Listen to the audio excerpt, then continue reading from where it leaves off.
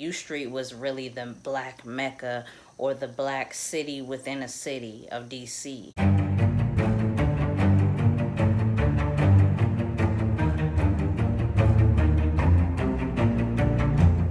What it is, what it ain't, it's your girl Umbrella, and I am back with another video. Welcome back to my channel. If you're new, I'm Ombre. I'm from Washington, D.C. This is my channel. I'm talking about real topics, investigations, if you will. We're doing Black excellence. We're doing biopic series over here. We're doing a lot of cool, interesting topic videos. So if you're ready, just follow along. If you aren't new, make sure that you're commenting below and let me know how you feel in my channel, how you like my videos. And if you're new, welcome. Join, subscribe, get to know the girl, you know, get to know me, get to know this channel and what I'm all about. Last couple of videos I did were really fun and interesting. And I believe those were the Celebrities Take Advantage was the last couple of videos that I did, and you guys seem to really like that. So I'm really going to come back with more videos like that. But in the meantime, I just found some Black excellence today, and I had to do the video today, okay? On top of the fact that I missed y'all, okay? Don't mind that if you hear like a zzz sound. It's a fan that I have in front of me. It's very hot. This is what I'm dealing with. This is so cute, by the way. I love this. But anyway, yeah, so if you hear something, it's the fan, period. I found some Black excellence today, and it's very, very interesting to me, and I hope it's interesting to you. So without further ado, we're going to get into this new Black excellence untold video. If you're ready for today's video, make sure you like, comment below, follow along, comment below, and subscribe to the channel for more Black excellence untold videos, okay? All right, so in this video, I am going to be talking about DC. I just said that in the beginning of the video. If you know me, if you know the channel, then you already know that I'm from Washington, D.C., born and raised.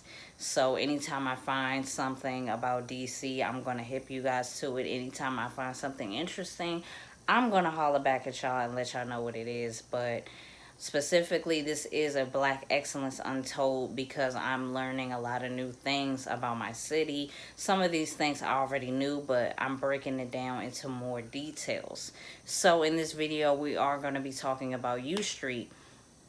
And we're going to be uncovering some things that I didn't know. Black excellence style, okay? U Street was known as Black Broadway from the early 1900s to the 1950s and 60s. That's what U Street was known for because of all the Jim Crow laws that was happening within DC, throughout the DC area. A lot of places in DC were, you know, it was segregation going on, so black people couldn't go to certain restaurants or hotels or beaches or whatever the case may be. So there was a lot of laws and curfews and whatnot.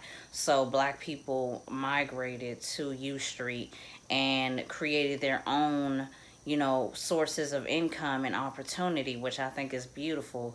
Hence the black excellence untold. We're going to be talking about some beautiful stuff. A lot of the businesses on U Street were funded by a all black owned bank, okay? This bank specifically was called the Industrial Bank, and it was a bank for black people to go to that couldn't get loans from white banks within the city, and they could go get their loans to open up their business. So because this all black bank was even a thing, you know, black people had somewhere to go to finance their own businesses. So with all of that being said, as the businesses grew, the bank grew, you know what I'm saying? So it was money flowing, you know, money was flowing, ideas were flowing, businesses were flowing, okay?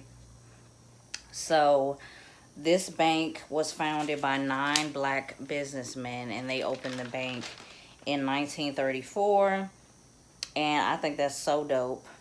So amongst the bank, there was a Republic Theater, and that was basically like a movie theater back in the day, from the early 1900s. They actually demolished this theater and replaced it with the Metro now the U Street Metro. So I think that's pretty interesting and unfair. You know, a lot of things from back then have been destroyed, especially blacks.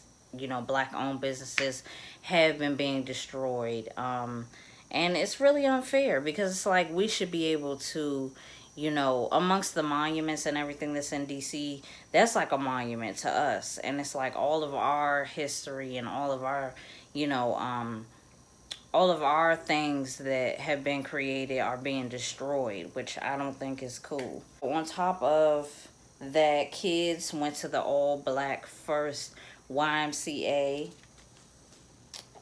which is dope. So not only, you know, did the businesses prosper, but the community prospered because of the businesses. Influential black leaders included Duke Ellington. We all know Duke Ellington was an incredible pianist, especially during the jazz era. You know what I'm saying? Jazz was, you know, it's black music time. So Duke Ellington, Madame Leanne Ivanti was the first ever black opera singer. Someone named Dr. Charles Drew, he developed the first blood bank. And Charles Hamilton Houston, he was a professor at Howard University, and he also taught Thurgood Marshall. So those are some influential people in DC that are black. You feel me? Richard Lee, I thought this was interesting. His family owned a flower shop, and it was called Lee Flowers. And they owned a flower shop at 928 U Street in 1945. And he gave a lot of background and perspective on U Street. He gave his opinion, and I could tell he's from DC. It was like all in what he was saying. He basically was like, well, you know, white people came through and was like, you can't go here, you can't go there. So we said F that and created our own opportunities, and I think that's dope, you know? And it really shows like what we can do, like what black people can do when we put our heads together and we do something positive. We can really prosper. Some of the black businesses, it's important to know that all of this happened before desegregation and before gentrification. So I'm gonna get back to that at the end of the video and my thoughts on that. But some of the black businesses on U Street were, one was called White Law Hotel. It was at 13th and T in 1919, and it was a hotel that black people could stay at and host events and parties.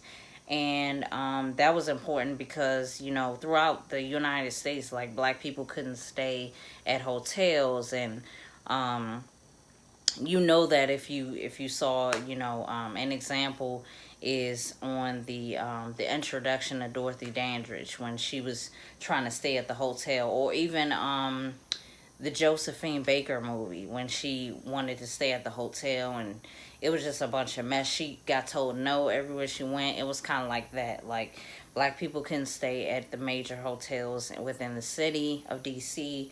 So, you know, entrepreneurs came together and made a hotel. So it was called White Law Hotel, and Duke Ellington stayed at this hotel. The YMCA opened in 1853, where kids could go. There was events at the YMCA where people could host parties and events. There was a club. There were several clubs. One was called Club Crystal Caverns, where people would go to see these dancers. They were called shake dancers, and they had little outfits and stuff, and it was real cute. There was another club called Club Bally amongst 20 other clubs on U Street. So nightlife was popping, people was popping. And one thing about DC, if you watch my video about, you know, how we dress, then you know we don't come to play. We know how to put it on, okay? So people dressed up to the nine when they went down U Street for their nightlife. By 1920, there were over 300 black businesses in the neighborhood of U Street. If that's not black excellence, I don't even know what to say. Like, come on. Amongst another business was the Hammond Dance Studio, and that was for little girls to, you know, be taught hip hop and ballet and jazz and all those different type of things. And it was at the 1300 block of U Street. Something else that I saw was that the owner, Winifred Lee, who was the owner of the Lee Flower Shop, she actually designed flowers for the White House before she opened her own business, which is dope, okay? Shout out to you. Something that I thought also that was really beautiful was there was an annual event from 1942 to 1962 called the Capitol Classic, where they had a huge parade down U Street. They had dance parties. They had black colleges come and compete in football. They had a beauty pageant, you know, where someone will win and it would be Miss Capital Classic. And I just think that's so beautiful. Like, are you joking?